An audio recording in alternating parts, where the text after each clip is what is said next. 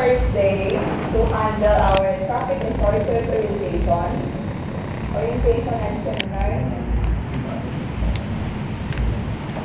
This is a 3-day training for traffic enforcer to handle traffic assistance in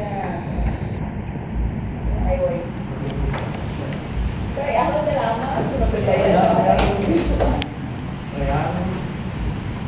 Madirekta na lang kita sa atin nga sino ma-opening, ano ba yun? Ma-prayer na kita. Sino malikat ma-prayer? Pastor. Pastor? Pastor, come here. Everybody stand up. Hello. Pagkapangamulit kita. Balaan ka may umano ng Diyos, kaya sa namin para makabuli. Sa kanya